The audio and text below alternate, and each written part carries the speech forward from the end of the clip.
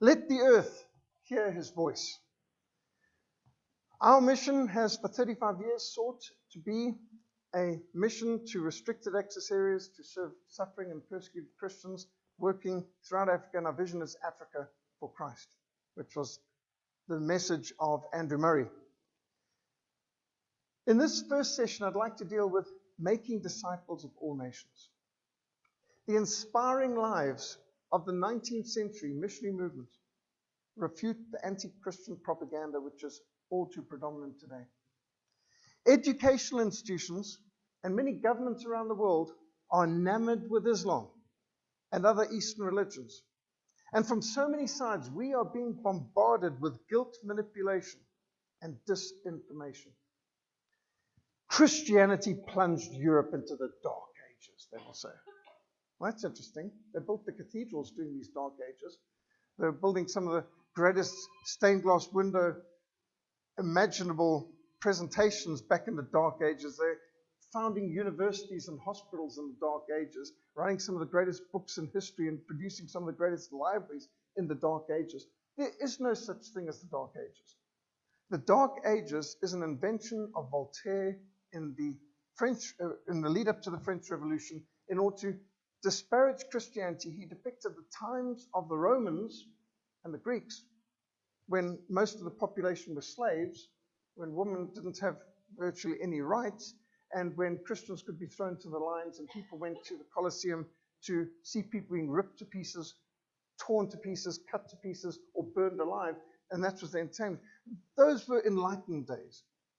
But when Europe became Christianized and the barbarians were converted and the Vikings were converted, and when you saw universities and schools and hospitals being developed for all people, that was the Dark Ages. And so, unfortunately, a lot of Christians have fallen into this trap of speaking about the Christian Middle Ages as the Dark Ages, and thinking that Rome, which crucified Christ and murdered millions of Christians, was somehow glorious. Christians introduced slavery to Africa, they will say. Really? Actually, Islam seems to have been running it for the last 1,400 years, and they haven't stopped in many places. The people of Africa knew nothing about suffering until the missionaries arrived. So said Kenneth Cohinder. God is the ultimate racist. I heard that at a Department of Justice event at Century City last year. And all kinds of other ridiculous and blasphemous assertions. What is so incredible about this train of disinformation campaign by so many in Hollywood, in the news media, is the gullibility of so many jumping on this bandwagon. That many millions of gullible people actually have swallowed this vile diatribe as bad enough. However, many Christians have also come to accept many of these slanderous accusations. The greatest century of missions is the antidote to all this poison. Facts are stubborn things, and the inspiring lives and incredible achievements against all odds by bold and brave missionaries of the 19th century exposes the fallacies and the fraud of these malicious, ignorant assertions. Isaiah 5:20-21 says, "Woe to those who call evil good and good evil, who put darkness for light and light for darkness, who put bitter for sweet and sweet for bitter. Woe to those who are wise in their own eyes and prudent in their own sight." The greatest century of missions exposes the reality of heathenism, which confronted the pioneers of the gospel. It kicks the legs out from under these Marxist myths that slander the saints and seek to rewrite history. The spectacular achievements of God-fearing Christians in confronting cannibalism, child sacrifice, widow burning, and slavery needs to be understood. The missionaries of the 19th century steadfastly resisted the Islamic slave trade, and they set many tens of thousands of captives free.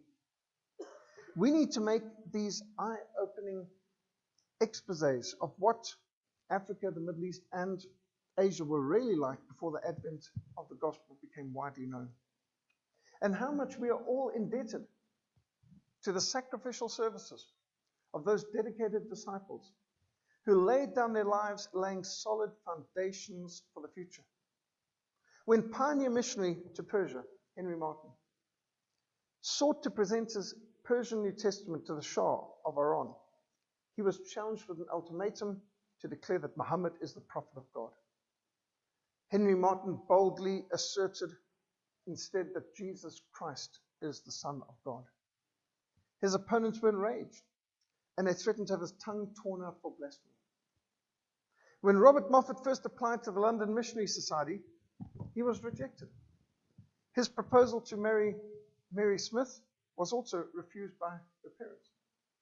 Yet Robert persevered, and on his first missionary expedition to South Africa, he succeeded in bringing to Christ the most notorious bandit and murderer in the country.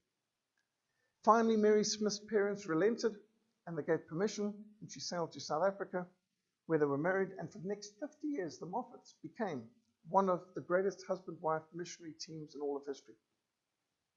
Robert Moffat succeeded in being the first one to translate the whole Bible into an African language, the Tswana language. This is the first printing press north of the Orange River, which he brought all the way up from Cape Town and established at Kuruman. This church could accommodate 800 people in Kuruman. Notice some of the illustrious names on the list of missionaries that had come to it, including 7th Down, David Livingstone. This was his first mission station. Robert Moffat also did missionary outreaches into Matabeleland. He was the first missionary there, and his son later was based in Matabeleland. He grew to be an old man on the continent of Africa, laying solid foundations for the future. When Britain was the greatest economic and military power in the world, Queen Victoria was asked by a visiting African prince what the secret of England's greatness was. She presented him with a Bible, saying, "Here is the secret of England's greatness." And that's true. That's the greatness of any country. And when it was said by Alec de Tocqueville in Democracy in America in 1830, America is great because America is good. And if America ever ceases to be good, they will cease to be great. And that's true for any country. Why are we seeing so many countries declining today? They've turned away from God and away from His Word. Why are some countries being blessed more than others? Because they're turning to the Word of God. Samuel Zwemer sought to oppose Islam, and he resolved to engage the enemy on the soil of Arabia, the birthplace of Muhammad. If we want the 21st century to be the greatest century of missions and revival, then we will need to learn from the Christian pioneers whom God used to make the 19th century, 1801 to 1900, the greatest century of Christian advance so far. In 1801, Protestant Christianity was concentrated in Europe and North America. Except for some few small Christian enclaves, Asia was almost untouched by the gospel. There were significant Christian communities in Egypt, Ethiopia, and Sudan, dating back to the 1st century. There was a small number of Dutch Protestants at the southernmost tip of Africa, where our mission base is now. Otherwise, Africa was unevangelized. However, by the end of the 1800s, Christianity was a world religion, with churches established in almost every country on earth. How Christianity became the first truly international religion in just one century is an amazing story. What inspired these incredibly effective missionary pioneers and the successful strategies they used needs to be prayerfully examined if we are to be more effective in world evangelism. Some people have challenged me calling 19th century the greatest century of missions. Said, well, we've had actually greater numbers and more missionaries in the 20th century. Well, yes, the 20th century can boast greater numbers of missionaries in the field and greater numbers of converts. But the 19th century saw far greater depth of impact for the gospel, especially when you consider the very limited resources available to these pioneers and the overwhelming difficulties and dangers and obstacles which they had to overcome. The missionary pioneers of the 19th century clearly present us with the most inspiring examples of Christian courage and perseverance against all odds. The incredible adventures of these soul winners, nation builders, culture shapers makes for exhilarating reading. The exploits and achievements of these extraordinary Christian heroes and heroines has been mostly forgotten in the countries where they were sent out from. For this reason, it's perhaps appropriate that this book, celebrating some of the adventures sacrifices, and achievements of these missionary pioneers comes from Africa. Because it is we in Africa who have benefited so greatly from the 19th century missionary movement. In this time of secularism and skepticism, some may be surprised to hear how the missionary pioneers are honored in Africa. For example, Dr. David Livingstone has 2 towns in Africa named after him. Livingstone in Zambia, Livingstonia in Malawi. When I went to Livingstone for the Livingstone 200 celebrations in 2013, I saw 8 different statues in Livingstone, and they were still building new ones. Other towns in Africa which were named after Europeans such as Stanleyville, Salisbury, Elizabethville, Fort Victoria, they've had their names changed. But Livingstone and Livingstonia remain as a tribute to a man who brought faith to the Africans and who struck fear in the hearts of the Arab slave traders. Livingstone is known as a true liberator in Africa. Similarly, while the statues of many colonial figures like Cecil John Rhodes have been toppled and removed, and statues and monuments to missionary pioneers like David Livingstone remain, and they retain their prominence and they reflect the deep respect which Africans have for these Christian pioneers. Now, there have, of course, been concerted attempts to discredit the memory of these early missionaries. Karl Marx declared that the first battlefield is a rewriting of history. And from the time I was first converted to Christ in 1977, 40 years ago, I've heard the most vicious slanders against the 19th century missionary movement. At one of the first missions conferences that I ever attended, a missionary professor, missiology professor of Stellenbosch University, Dr. Nico Smith, declared the missionaries did not believe that black people had souls. They taught that Africans were the firewood of hell. Now, at the time, I was a new convert. I didn't know much about anything. But what he said sounded so outrageous, so self-contradictory, that I stood up and challenged him, which missionaries taught this? Now, I was very young, and this was a plenary session of a missions conference with about 500 people. I didn't realize how totally unacceptable that sort of behavior was. But I was so outraged, I literally stood up in a plenary session and challenged Nico Smith. I said, did David Livingstone or Robert Moffat teach these things? And he looked somewhat surprised, and Nico Smith said, no, not them.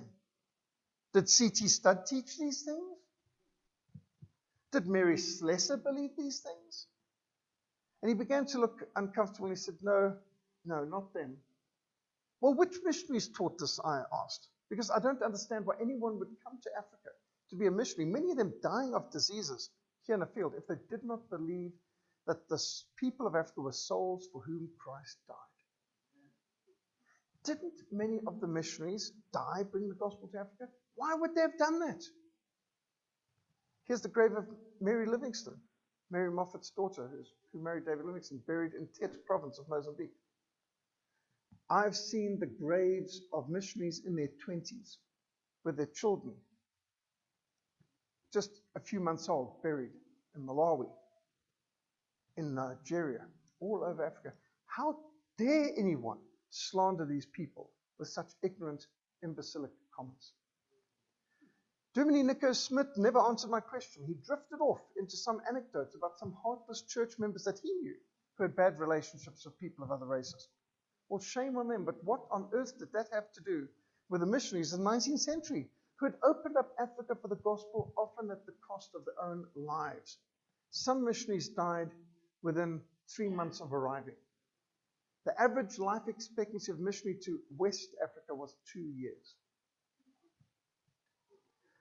Although I did not know much about God's law at the time, I had this uncomfortable feeling that I just heard somebody bearing false witness against Christians of another era who were not even present to be able to answer the slander. It seems cowardly to make a football of our spiritual fathers. It's easy to score goals if the other team isn't on the field. I've always been interested in history. And when I was converted to Christ in 1977, I was overwhelmed with the conviction that I was called to missions. Now, throughout the last 40 years, I've never doubted that call. I've always been something of a bookworm, so I naturally gravitated towards history books. And as my knowledge of missionary history increased, I was astounded at the general ignorance of the church concerning our heritage. I was also disappointed at the tendency of so many speakers at so many missions conferences to disparage the missionary pioneers who laid the foundations of the church in Africa. I remember Gikawi, Global Consultation in World Evangelism, 1997. The first activity of this conference at the opening service was a stupid, mindless skit that would have been embarrassing at a youth group, making out that David Livingstone was an idiot. No, really. We might as well all pack up and go home. If the greatest friend Africa ever had was a failure, then, what good could we do? Who on earth brought this about? And there's thousands of people from all over the world coming to this missions conference, and I think the best thing they can start with is a stupid, mindless, embarrassingly puerile skit disparaging one of the greatest missionaries of all time. And I'm sorry to say, at Cape Town 2010, they had similar things. The amount of speakers who thought that making some snide, nasty remarks about missionaries of the previous centuries was intelligent. I could not help wondering if any of these speakers really thought that we would have done a better job had we been in their positions. With the few resources they had, facing overwhelming obstacles and dangers which those missionaries confronted, would we have even ventured into the field? Hindsight is all very well, but pioneers do not have the benefit of the hindsight of anybody who's gone before, because they're the pathfinders. They're the ones who put together the dictionaries, the grammars, who reduced these illiterate languages to writing, who produced the first Bibles, who were the first people to try and work out the correct words to match the biblical concepts in Greek and Hebrew with the Tswana or the Shangaan or the Shona language or the Bemba language. How dare we criticize these people? As I ventured into the mission fields of Mozambique, Angola, and Sudan, my respect for these missionaries has only increased. I was reading Livingstone's travels as I was retracing many of his steps in the Shiri Valley of Malawi and the Zambezi Valley of Mozambique. That was in the mid-1980s, as I was doing primary research for In the Killing Fields of Mozambique.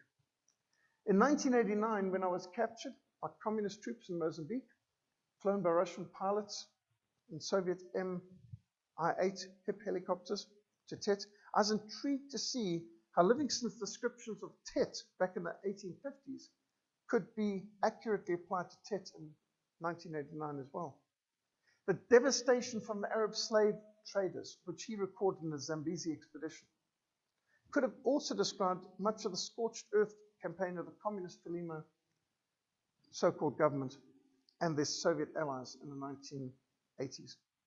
On another occasion, as I was going down some of the worst roads I've ever experienced in the Shisheki area, amazing what beautiful roads they've got in Zambia and Shisheki now, and the Shisheki bridge that Germany built there, but across Zambezi, but back then in the 80s, there was nothing like that.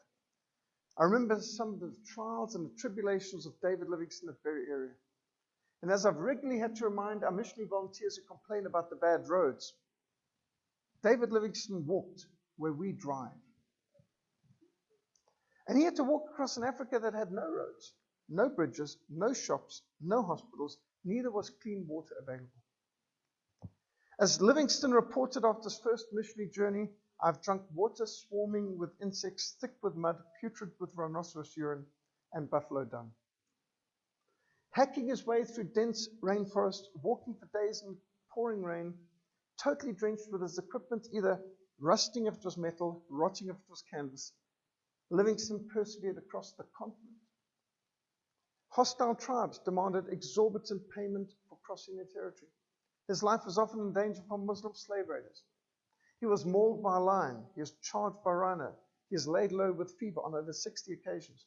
The afflictions which David Livingstone was called to endure while opening up Africa for the gospel and opposing the slave trade tested the limits of human endurance. Leeches, maggots, putsy flies, cholera, huge sores, tropical ulcer, and malaria plagued him. Yet his indomitable spirit rose as he set his heart to accomplish goals which seemed humanly impossible. He persevered, and his sacrificial labors, as a result of them, the slave trade in Central and Eastern Africa was exposed and eradicated. David Livingstone's steadfast example was used of the Lord to inspire many hundreds of women and men to devote their lives to African missions, such as Mary Slessor, for example, who went to Calabar, present-day Nigeria. Dr. Kenneth Fraser was inspired to go to Moorland in South Sudan, where our mission has been based since 1996. Moorland has come under regular aerial bombardments, scorched earth campaigns by the Arab governments. Churches destroyed, bombed. This church, Fraser Cathedral, the first church in Moorland, bombed 10 times, destroyed 3 times, rebuilt each time. The Moro Christians have continued to stand and resist Islam. In 1996, I was to go to this church in Kodabi to run a Muslim evangelism workshop.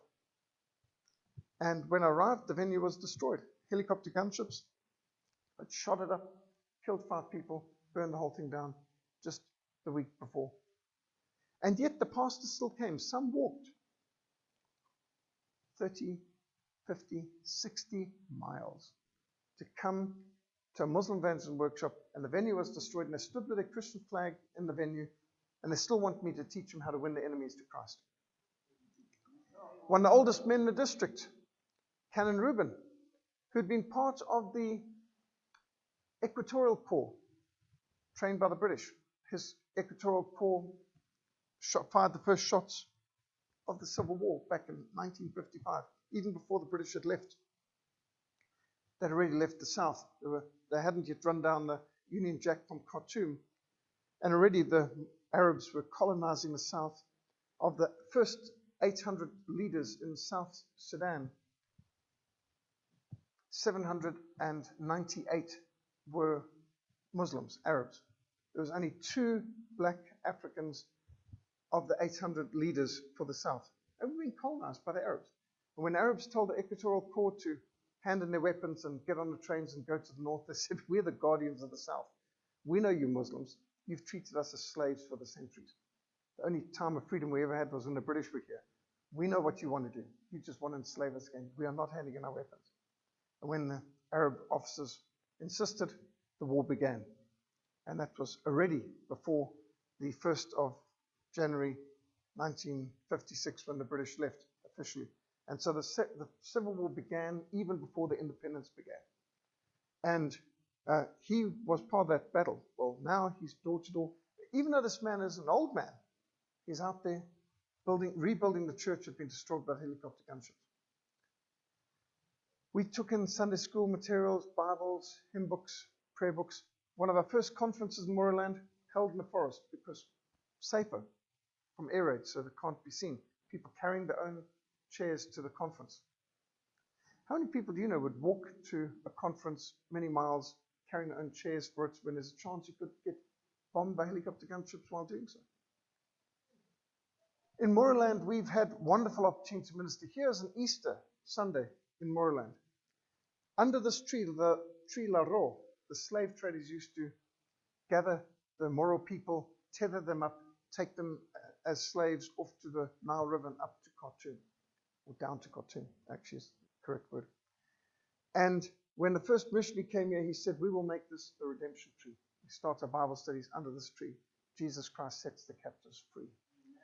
If you look in the background, you can actually see the roof of the church. It's been bombed 10 times, destroyed 3 times, rebuilt each time. Between the church and this tree are the graves of the missionaries who died planting the gospel there. And there's about 140 bomb craters around the church, shrapnel all over. These people know that Jesus Christ sets them free. The first Bible in the Moro language the Gospels were translated by Kenneth Fraser, the first missionary, and the book of Acts, and his disciple, Canon Ezra Laweri, translated the rest of the Bible into Moro. In 1991, he was on his way to get the completed Bible printed, and he got killed in an ambush with the Arabs just outside Juba. It was our joy and privilege to take this Bible, get it printed, and take them back into Sudan and deliver them to the Fraser Cathedral, the church that will not die. And we printed the first 10,000 copies of the Moro Bible and delivered them right here, close to where Ezra Laweri, the Bible translator, died. we were able to deliver the first complete Bibles in the Moro language to the people there. We were running an evangelism explosion clinic. Dr. James Kennedy had sent a team for me to take in to train them in EE, evangelism explosion. And, you know, you ask the key questions. If you were to die tonight, you know for sure that you'd go to heaven. If God was to ask you, why should I let you into my heaven, what would you answer? And as we were training the people, we were not doing door to door as much as hut to hut and tree to tree, because there weren't exactly doors, but you're ministering in the area. On Sunday morning, we were bombed. We had just started the evangelism explosion presentation at the Sunday morning service. If you were to die tonight, do you know for sure that you're going to go to heaven? And the word shout out, Antonauts, and everyone rushed out of the church. And I was the last out because planes flying overhead doesn't mean you're going to get bombed. I've had how many false alarms? So, you know, after you. And I'm the last person out. And as I've stepped down under this thatch roof, which deadens the sound, of course, there's a lot of screaming, so I couldn't hear. But as I came out from under the thatch roof, I could hear the high-pitched screams of the bombs. And I knew that I didn't have time to look up, to take a few steps to try and reach the trenches or the bomb shelter. All I could do is lie flat. And as I flattened myself to the ground shook as 5 1,000-kilogram bombs exploded in a row, all so close that I could feel the heat, literally feeling like you've just gotten sunburned, singed. And I took this picture lying down with you can see some of the people trying to get into the trench shuttle, jumping on top of other ones outside the church amidst this bombing.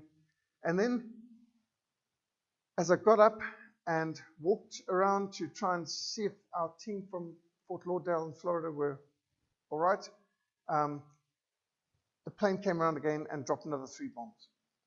And on this occasion, one of the bombs went straight through a tree right next to me, didn't detonate in any of the branches, which is just as well, because then you'd have an airburst, which is more devastating. But it landed just 17 meters from me. That's a 1,000-kilogram bomb, and literally you could just feel the heat singeing you from this column of fire going up, and the shrapnel was flying all over the place, and I felt like a kick in my left side. And I knew I'd been hit by something. And, you know, you don't feel pain initially. Like if you fall off your bike on the road, you don't feel a pain immediately. There's this dull, as Livingston noted when he was grabbed by a lion and shook. He said, it's an extraordinary thing, there's no pain. Because he thinks it's a mercy of the Creator that there's a shock that sets in that cuts off all sensation of pain for a time. And so he said, he believes with his experience of what he had when he was grabbed by the lion and shook around like a dog shakes a rat. He said, it's a mercy of the Creator that these bucks probably don't feel any pain when they get taken down by a cheetah or a lion. And, of course, the pain will come later if you survive. But I was amazed when I got up to find that there was no blood and dusted off and so on. And my side hurt, ached. I cracked ribs, the doctor said later, but extraordinary that it didn't break any skin. So it must have been not shrapnel, because metal would have gone through me, but maybe a bark of a tree that was picked up by the blast and thrown along, but enough to crack one's ribs. These are some of the shrapnel that littered the place, and you can find these pieces of shrapnel at our mission house in Livingston House down in Cape Town too, just reminding us of what a peaceful, tolerant religion Islam is. Not only did we not lose anyone, nobody died. They dropped 8 1,000-kilogram bombs in an area the size of a football field. And there wasn't one death or serious injury. I was probably the most seriously injured of the lot, if you can call cracked ribs serious. And as we went around, the people still wanted to continue the service. We continued the service. It was 5 hours. And there was every chance the Arabs could come back and bomb us again. Not only did we not lose anyone, we gained people. More people were in the service after bombing than before the bombing. It's extraordinary. And the highlight of the service was presenting the first Bible in the Moro language. And it struck me. We are just a short distance from where the Bible translator, Ezra Lawiri, is buried. And on the first Sunday that we have to present the fruits of his labors, his lifelong labors, of this Bible translation, we bombed on Sunday morning. How much clearer can it be? The Bible is a message of life and death. Some people hate the Word of God so much they're wanting to kill to stop it. Others love the Word of God so much they're willing to die to advance it. And then I told them, do you know that the first Bible printed in English, New Testament in English by William Tyndale, had to be smuggled into England? It couldn't be translated in England. William Tyndale had to flee to Germany and do the translation. Germany had to get it printed in Germany, had to have it smuggled from the Netherlands into Britain, and all of the first 6,000 New Testaments in English were intercepted by the Bishop of London and burned. There's only 2 copies of the first New Testament in English printed, and one of them sold recently for £5.75 million. Most valuable book in the world. How many people have had to die that we can have the Word of God in our own language freely? Here we are after the service, after this incredible worship service. Pastor Moses, Pastor David, and here's one of the bomb craters and some of the shrapnel so close to the church. Soldiers started to come from all over to see the church that had been bombed but still stood. Here's our EE clinic workshop, mostly military chaplains, also some teachers and pastors from the area. One of the trees that got blown over in the bombing, the trees were full of shrapnel, but we were not. We had one of the people there say, this happened to show the power of God. Another person said, the Bibles of the Christians are more powerful than the bombs of the Muslims. Now this picture comes from another time, another place. An unexploded bomb, which buried itself deep into the ground, as you can imagine. And for some reason, the SPLA dug it out. I said, why would you risk your life like that? They said, we need the explosives to give it back to the Arabs. Nevertheless, if this bomb had exploded, it would have taken the church and the compound where we were meeting off the map. The Word of God is powerful and active, and there's such a hostility for it. Have you noticed the Bible is banned in something like 58 different countries? It's the Word of God that transforms us, and the moral people have been transformed by the Word of God. And I'm just showing you about this because this is one of our mission fields, and they were brought to the Lord by Kenneth Fraser, who was inspired by David Livingstone, and as an example, to go into Africa and to sow the seed of the Word of God. And today, there's one of the schools up in Moorland, another one of the pastors up in Moorland. Jesus Christ said, on this rock I will build my church, and the gates of hell shall not prevail against it. Amen. Modern detractors of the 19th century missionary movement like to brush aside the historic realities, which the missionaries had to confront. And they prefer to paint Africa before the influence of the gospel as idyllic and utopian. Kenneth Kaunda, one-time dictator of Zambia, wrote in his book, A Humanist in Africa, that the people of Africa knew nothing about suffering until the missionaries arrived. Now, Kenneth Kaunda's parents were evangelistic Christians, Reformed Christians who were trained in Livingstonia in Malawi. He said, I could never accept my parents' Reformed faith that believed in the depravity of man. I do not believe in the depravity of man, he said. I believe in the goodness of man. Interesting. He believed in the goodness of man, but he was a dictator for 26 years, giving his people one vote, one party, one choice, one time. There wasn't even a no. I've seen the election, what do you call it, forms that you had to vote from in the museum in Livingston. There's not even a no block. It's UNIP, Kenneth Kaunda, and there's the yes box for you to tick. There wasn't even, forget about another candidate, you didn't even have a no option.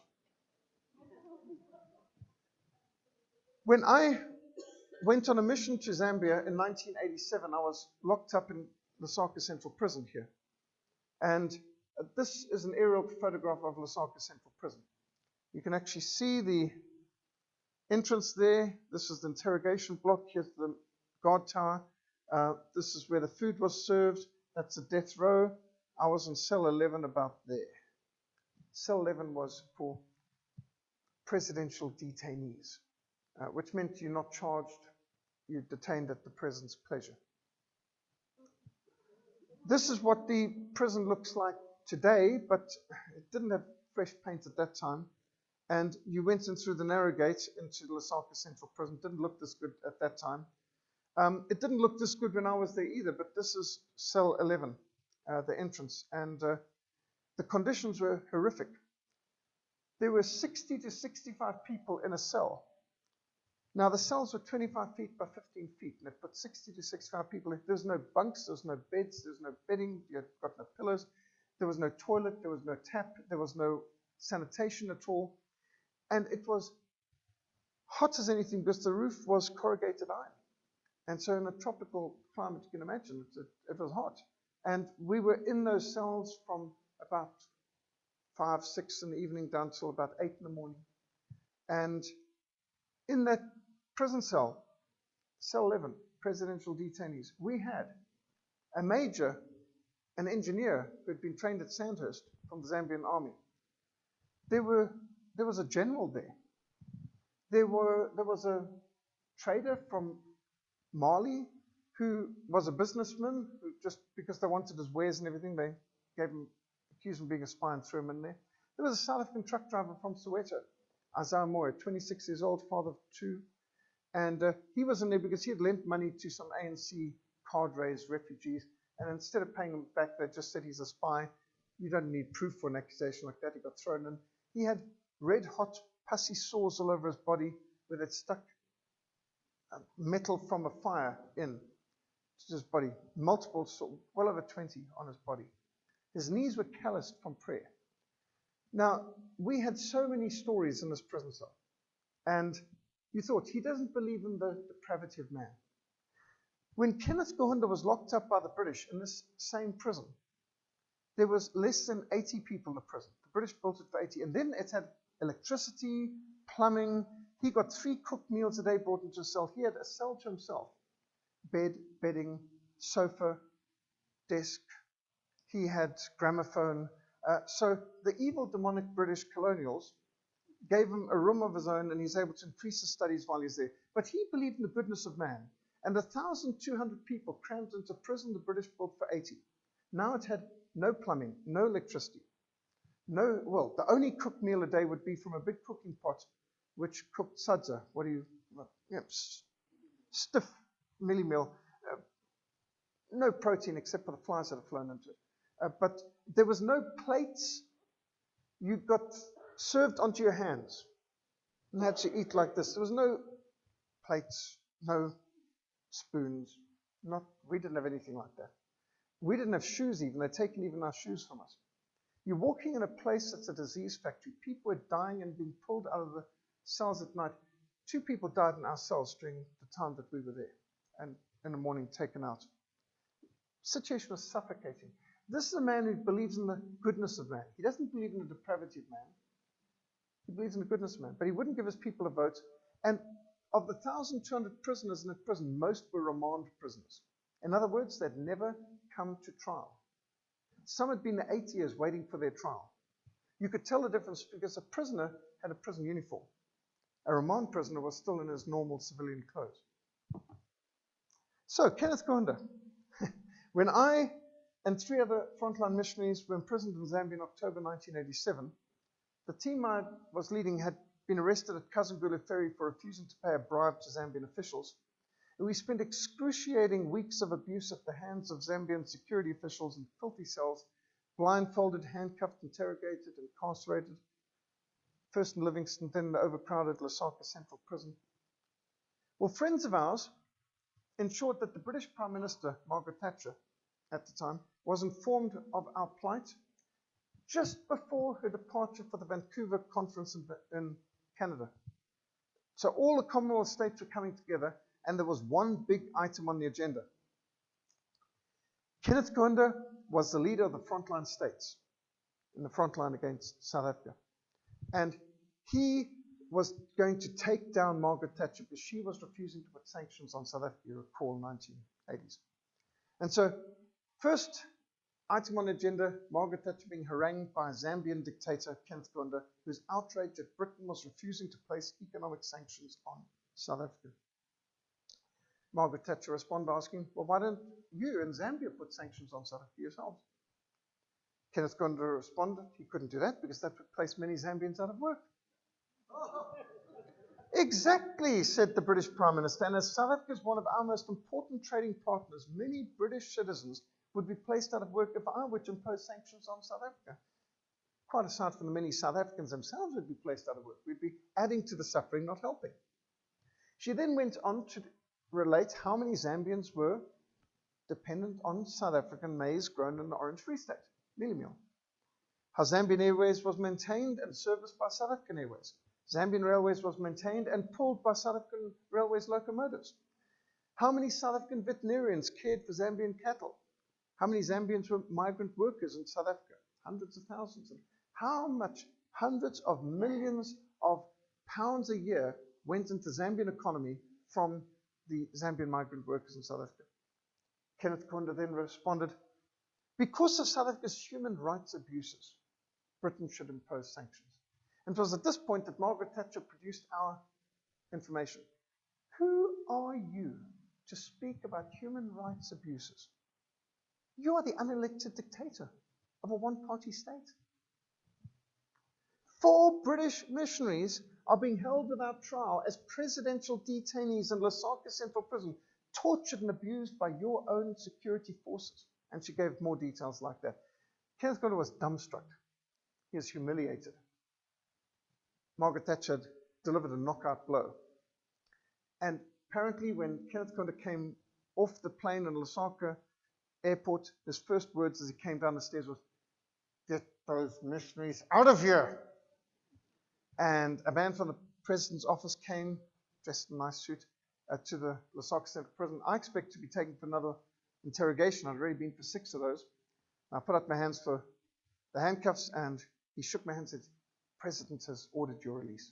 And on the way out, we had a chance to see the Freedom Monument, and I couldn't help but notice it was behind bars. This picture, by the way, was taken on another mission afterwards, because we didn't have cameras then, and obviously I didn't look that good when I came out of prison, but still. It's very ominous when your freedom statue has to be behind bars. We made many friends from our time in Lusaka Central Prison, including General Godfrey Mianda. He was also locked up in Lusaka Central. He became vice president. He became a mentor to Frederick Chiluba. He became Minister of Education as well. And when Zambia finally got rid of Kenneth Kaunda in 1991 from phenomenal prayer meetings and real focus and 5-1 overwhelming, the first free elections that they'd had since independence, and Kaunda was history. And Chiluba declared Zambia an officially Christian country. Abortion was banned, pornography was banned, teacher training colleges started to have Bible reading and prayer, and we were invited to run biblical worldview seminars in teacher training colleges, and wonderful opportunities to help them with quite a number of things. Ministry on radio, ministry in the army bases, helping with translation projects, biblical worldview seminars. In fact, Godfrey Mianda challenged me to write the book Biblical Principles for Africa. I delivered him a whole pile of great books on economics and so on, and he said, "I love reading, but the demands of high office give me very little opportunity to read. Don't you have a small book that summarizes all of these?" And so I wrote Biblical Principles for Africa and expanded it and got translated into Afrikaans and French and took it to the Congo, and that's had a whole life of its own. That was Godfrey Mianda's challenge. Another man in Zambia who's got quite a great testimony, General Ronnie Shekapashwa. He was once head of the Zambian Air Force. Crippled in a car accident, told he'd never walk again. His wife got converted. He got converted. He got healed. He became Minister of Information, Minister of Foreign Affairs, Minister of Home Affairs, had a long time in government then, received us often, organized all kinds of ministry opportunities, including to visit the state president at State House, Levi Mwanawasa, who at that stage was not attending any church. He was from a Jehovah's Witness background, and because he got into politics, he got excommunicated because Jehovah's Witnesses, you're not allowed to get involved in politics or government for that matter. And we had a good time of prayer, Bible reading with him, discussing things, and presenting with his Christian flag. Shortly after that, he got baptized at Lusaka Baptist Church and became a faithful member of that church until he was poisoned by Zimbabwe CIO. The opportunities we've had to visit and minister at Bible colleges and conferences in Zambia, Zambia's become one of our best friends. I took my young son, Calvin, when he was just 8 years old, up to Zambia and wanted to show the people how much a young boy can learn, because many of the fathers don't give enough attention to their children. And so I was pointing out that young children can learn a lot, and that fathers should be investing in training their children. Don't wait till they get old, start with them small. Many of the fathers seem to think that's the job of the mother. But the Bible says, fathers, bring up your children in the love and admonition of the Lord. And my young son, Calvin, astounded them at these conferences with us being able to present the Way of the Master, 10 Commandments, Apostles' Creed, Lord's Prayer, EE, and the whole lot. And he even ended up in their TV and met the Minister of Foreign Affairs and so on. But according to Kenneth Kaunda, all Africans lived in peace, harmony, tranquility, and prosperity before the missionaries arrived and ruined everything with the gospel. Now, you might expect some kind of ahistoric ramblings from committed Marxists like Hitler Hunsby. Here's Mugabe's right-hand man who started the farm invasions, although he died of AIDS very shortly afterwards. But incredibly, all too many Christians, because of the ignorance of history, repeat these allegations even in Christian publications. What was the reality of heathenism before the gospel arrived?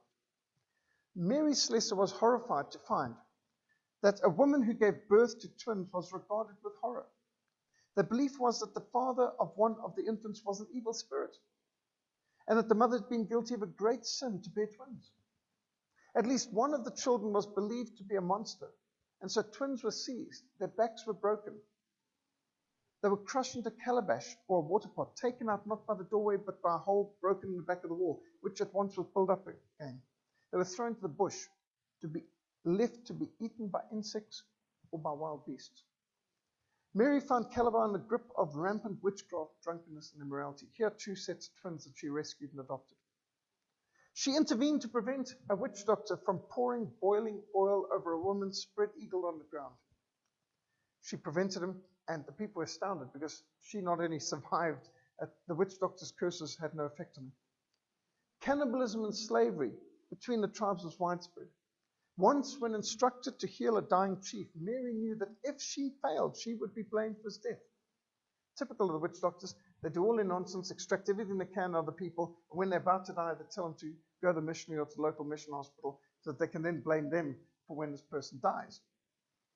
So first of all, she got rid of all the witchcraft charms and all the sacrificed chickens lying around. She prayed, gave him good medicine, and nursed him back to health. And he survived. And the wives of the chief were particularly impressed and grateful for Mary's success because they would have been killed and buried with the chief if he had died. That was the practice. When the chief dies, his wives are buried with him. These wives are understandably keen to learn about the book. Samuel Marsden, the pioneer missionary to New Zealand, witnessed the depths of degradation and the hold of superstition of the Maori people when the widow of the deceased chief hanged herself with the approval and the applause of her parents and her brothers. Can you imagine family members encouraging one of their siblings to commit suicide? Cannibalism was so rife amongst the Maori, one chief declared he had eaten 139 people. He'd kept one bone from every person he had killed, and so they counted up and were able to find out how many people he'd eaten. One woman confessed she had killed and eaten 19 children. Missionaries to the New Hebrides found human sacrifices and cannibalism rife throughout the Pacific. In Fiji, 2/3 of children were boiled and eaten. Every village had a human butcher. Aged parents were butchered and eaten by their children. Men would even cook their best wife or child at a special feast for their friends.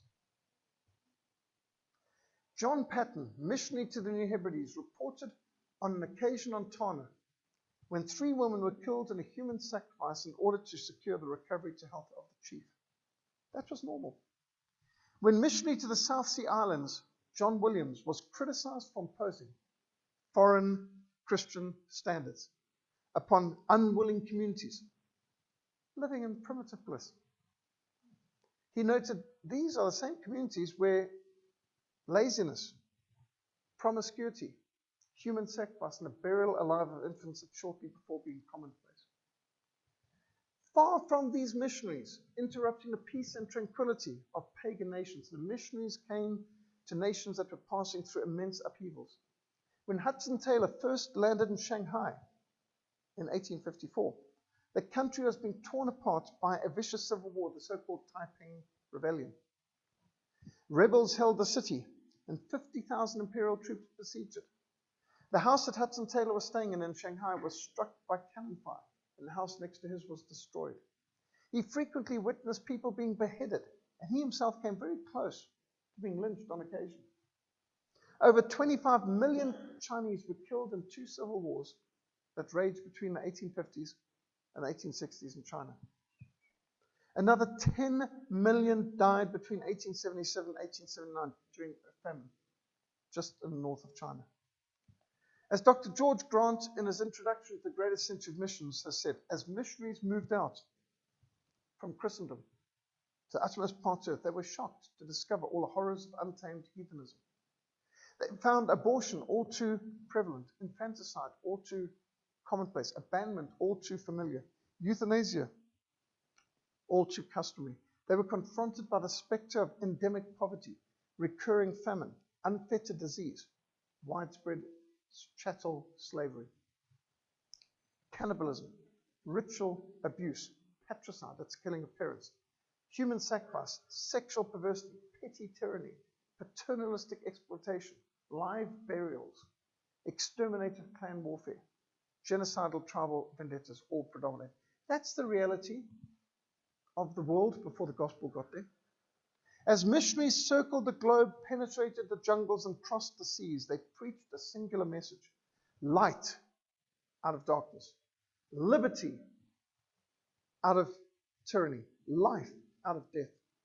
To cultures endemic with terrible poverty, brutality, lawlessness, and disease, those faithful Christian witnesses injected the novel Christian concepts of grace, charity, law, medicine, and the sanctity of life. They overturned despots. They liberated the captives. They rescued the perishing. They established hospitals. They founded orphanages. They started rescue missions. They built almshouses, homes for the poor. They opened up soup kitchens. They incorporated charitable societies. They changed laws. They demonstrated love. They lived as if people really mattered. Wherever missionaries went, they faced a dual challenge: confront sin in men's hearts, confront sin in men's cultures. And the obstacles and the dangers and the difficulties that they had to overcome were staggering. By an act of British Parliament, missionaries in India were illegal. In China, not only was all missionary activity illegal, so was attempting to learn the Chinese language. There was a ban on any Chinese teaching their language to foreigners, so that the Chinese tutors to Robert Morrison, the first Protestant missionary to China, carried poison on their bodies so that they could end their lives quickly if they were discovered. As you know, Chinese torture is renowned for its exquisite cruelty. Because at that time the Chinese forbade foreign women, Robert Morrison had to live apart from his wife Mary for most of their lives. Once they were separated for 6 years. I know people complaining because their husbands away for 6 days. America's first foreign missionary, Adoniram Judson, was captured on the high seas and incarcerated in a French prison, from which he escaped. Later he was imprisoned and tortured in death prison in Burma for 18 months. They were hung by their feet from the rafters every night so that only their shoulders could touch the ground. I mean, if you think, I was uncomfortable in bed last night. Imagine with your head and shoulders on the ground, and your feet hoisted up, and that's the way you got to sleep every night. When his wife saw him 18 months later, he couldn't even walk. He crawled in an indescribable state. David Livingstone wrote, "We need to be uncommon Christians. That is, eminently holy and devoted servants of the Most High. Let us seek that selfishness be extirpated, pride banished, Unbelief driven from the mind. Every idol dethroned. Everything hostile to holiness and opposed to the divine will crucified. That holiness to the Lord may be engraved on the heart and evermore characterize our whole conduct. C.T. Studd, the famous cricket captain turned pioneer missionary, declared, if Jesus Christ be God, and if he died for me, then no sacrifice can be too great for me to make for him. As he suffered malaria, another attack, C.T. Studd wrote, some like to live within sound of church or chapel bell. I want to run a rescue shop within a yard of hell. In the words of C.T. Studd, Christ's call is to capture men from the devil's clutches and to snatch them from the very jaws of hell, to enlist them and to train them for Jesus and to make them a mighty army of God. But this can only be accomplished by red-hot, unconventional, unfettered, Holy Spirit religion, by reckless sacrifice and heroism in the foremost trenches. The challenge of David Livingstone rings out to us today. Can that be called a sacrifice, which is simply paid back as a small part of a great debt owing to our God, which we can never repay? It is emphatically no sacrifice. It is rather a privilege. Now, studying the sacrifices and exploits of these pioneer missionaries of the 19th century is most challenging and inspiring. These were ordinary people, made extraordinary by a dynamic and vibrant Christian faith, which carried them through some of the worst circumstances imaginable. C.T. Studd testified, I once had another religion, hunting the Bible for hidden truths, but no obedience, no sacrifice. Then came the change. The real thing came before me. Words became deeds. The commands of Christ became not merely Sunday recitations, but battle calls to be obeyed. Assent to creed was born again into decisive action of obedience. Hudson Taylor stated that his life was based upon three facts. There is a living God. He has spoken in the Bible. He means what he says, and he will do all that he has promised. Hudson Taylor wrote of the intense longing for God that gripped him, of the conviction that never left him that he was called to China. Hudson Taylor agonized in prayer for China, sometimes praying through the night. He wrote of wrestling with his unbelief. Now, this is a man we think of as the apostle of faith. He wrestled with unbelief, and how the Lord conquered his unbelief. And he surrendered himself to God for the service. The Great Commission is not an option to be considered. It is a command to be obeyed. At the end of his long life, Hudson Taylor declared that the sun has never risen upon me in China without finding me at prayer. The battle is the Lord's, he said, and he will conquer. We may fail. We do fail continually, but he never fails. The pioneer missionaries of the 19th century were inspired by most positive and optimistic faith. They were absolutely convinced that the Lord who gave the Great Commission would ensure that it would be fulfilled. The will of God will never lead you where the grace of God cannot keep you. When after 7 years of laboring in China, Robert Morrison saw the first Chinese convert, he wrote, may he be the first fruits of a great harvest, one of millions who shall believe and be saved. Now, isn't that a bit over the top? I mean, millions? He just had only one convert in 7 years. Yet today we know that despite vicious communist persecution, there's over 140 million Christians in China today. Was his faith vindicated? Scotland's first foreign missionary, Alexander Duff, declared, oh, what promises are ours if we only had faith to grasp them. What a promise is that in the Great Commission. Go and make disciples of all nations. And lo, I'm with you, even to the end of the world. We go forth amongst the hundreds of millions of the nations. We find gigantic systems of idolatry and superstition consolidated for thousands of years. They tower as high mountains. But what does faith say? Believe and it shall be. And if any church on earth will realize that faith, to that church will the honor belong of evangelizing the nations and bringing down the mountains. When after 7 years of labor in China, in India, William Carey was able to witness the first convert, Krishnapal, from Hinduism. Carey declared that divine grace, which transformed one Indian's heart, could obviously change 100,000. Now, you wouldn't have blamed him if he felt a little discouraged. I mean, most mission societies would have called him long before then. I mean, you're a failure. You've gone 6 years and you haven't even won a convert. But he was encouraged. William Carey declared, the work to which God has set his hands will infallibly prosper. We only want men and money to fill this country with the knowledge of Christ. We are neither working at uncertainty, nor are we afraid for the result. He must reign until Satan has not 1 inch of territory. God's cause will triumph. In the words of William Carey's historic sermon, which launched the modern missionary movement, expect great things from God. Attempt great things for God. By God's grace, William Carey was able to successfully campaign against the Hindu practice of sati, where widows were burned alive in the funeral pyres of their husbands. Carey also ended the practice of burning lepers alive. Carey established the first newspaper ever printed in Oriental language. He introduced the steam engine to India. He pioneered lending libraries so that common people could have knowledge available.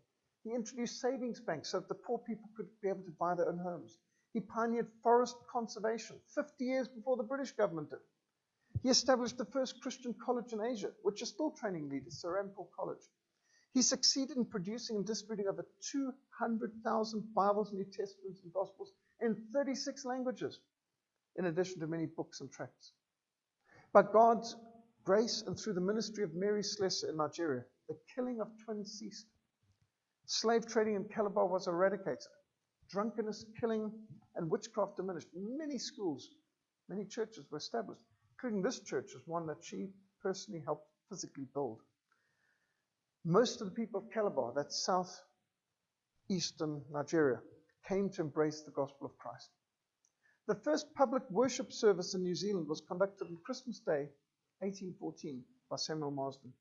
By 1845, it was reported 98% of the Maoris, who used to be all cannibals, had embraced Christianity. By the way, people who speak about the New Zealanders taking over New Zealand from the original inhabitants, the Maoris weren't the original inhabitants of New Zealand. The Maoris killed and ate the original inhabitants of New Zealand. By the time John Williams was clubbed to death by cannibals on the island of Erromonga in 1839, he had succeeded in transforming scores of islands by the scriptures he had translated, by the schools he had established, by the schools he had built, the churches. Many thousands of islanders had come to salvation in Christ. According to the Encyclopedia Britannica, which was expressly produced to present an anti-Christian worldview. Encyclopedia Britannica has got an anti-Christian perspective in everything. And it was designed already over a century ago for that purpose, to be anti-Christian. They made the facetious comment that all that John Williams ever succeeded in doing as a missionary was getting himself eaten by cannibals. What a total and utter lie. John Williams had been converted 25 years earlier by a sermon based on what is a man profited if he shall gain the whole world and lose his own soul? What shall a man give in exchange for his soul? True to that verse in Matthew 16 that he had heard on the night of his conversion, 1814, John Williams found his life by losing it for Christ. What's also encouraging is how many of the children of these great missionaries followed in their footsteps. Frank Patton followed in his father John Patton's footsteps. He became a missionary to the very island where his father had been forced to flee from for his life just 34 years before. During his ministry there, he is blessed to see the whole population of China won for the Lord. Many islands in the Pacific have this kind of epitaph on a missionary's grave. Before he came, there were no Christians. When he left or died, there were no heathen. And that's what an epitaph. Similarly, Robert Morrison had the joy of seeing his son, John Morrison, follow in his footsteps and pour out his heart and soul in bringing the gospel to the people of China. Adoniram Judson, America's first foreign missionary, he had 10 children. 5 died in the field. But his 5 surviving children all grew up to distinguish themselves in Christian service. Robert Moffat, who produced the first complete Bible, translation of the Bible in an African language, had the joy of seeing 5 of his 7 children actively involved in missionary service. His son John established a mission station amongst the Madabili, where I grew up. 2 of C.T. Studd's daughters, who had been born in China, came out and joined him with their husbands in his Heart of Africa mission in the Congo. One of the most extraordinary and delightfully honest and humorous books I've ever read, mission biographies, was Reluctant Missionary by Edith Buxton, C.T. Studd's 3rd daughter. And she was very hostile to missions. She hated the idea of missions. She thought her father was insane. And she took her fiancé along to one of her dad's meetings. And this is after he'd been a missionary in China, invalided out, missionary to India, invalided out. I mean, he's now in his 50s. They're going to be in England the rest of his life. Pretty safe to take her fiancé there. And this man comes out with this harebrained scheme, pulls out a map of Africa, draws a line from top to bottom, from side to side, and said, we're going to start the Heart of Africa mission in the Congo. And he got 1 volunteer that night, her fiancé. So she wrote the book Reluctant Missionary. She didn't talk to him for a couple of years, but she ended up going out to Congo, marrying him, and spent the rest of her life in missions. An extraordinarily good book, the Reluctant Missionary. I give a summary of it in the Great Essential Missions book. One of the many fruits of William Wilberforce's lifelong crusade against the slave trade was Samuel Ajayi Crowther, who was born in Yoruba in 1807, the very year that Great Britain abolished the slave trade. He became the first African bishop of the Church of England. Samuel Crowther was captured at age 13 by African slavers, sold to a Portuguese slave trader for transport across the Atlantic, rescued by a British naval squadron in 1822, put ashore at Freetown, where he received a Christian education. From 1809, the British government mobilized the Royal Navy to search suspected slave ships, even foreign vessels, on the high seas. For a century, the Royal Navy was dedicated to setting captives free, going far beyond the clearing of the oceans of slave ships. They boldly sailed up uncharted rivers and creeks, stormed slave stockades, freeing captives at every turn. It's one of the most extraordinary stories in world history. These are just some slaves freed on Zanzibar by the Royal Navy. Great Britain dedicated its resources to fighting and opposing the slave trade. The British spent millions of pounds on suppressing the slave trade and sacrificed a lot of blood in fighting to set captives free. The West African country of Sierra Leone was established by British evangelicals to serve as a haven for freed slaves. That's why the capital is Freetown. And the British invested vast amounts of money to develop Sierra Leone as a free and independent state where liberated slaves could settle. It was in Sierra Leone that Crowther was converted to Christ, and he received an education both there and later in England. About the 3rd year of my liberation from the slavery of man, I was convinced of another worse state of slavery, that of sin and Satan. I was admitted into the visible church of Christ on earth as a soldier to fight manfully under his banner against spiritual enemies. In 1864, Crowther was ordained as the first African bishop of the Church of England in an overflowing Canterbury Cathedral. He worked at indigenizing an African evangelical Anglicanism, which is truly African. Today, there are more than 18 million Anglicans in Nigeria. That means there are 18 times more Anglicans in church every Sunday in Nigeria than there are in Anglican churches in all of the British Isles and North America combined. And that, to a large extent, is Samuel Crowther's work. Missions is the lifeblood of the church. And it is absolutely essential that our congregations and families be presented with these and other inspiring examples of those whom God blessed in such extraordinary ways. We need to read these examples. We need to feed our minds and our souls with examples of excellence and teach them to our children.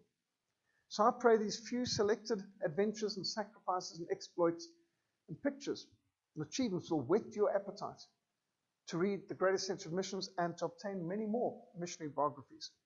We all need the lifelong habit of spending time to feed our mind and soul with the noblest object that can engage the enthusiasm of man, the salvation of millions.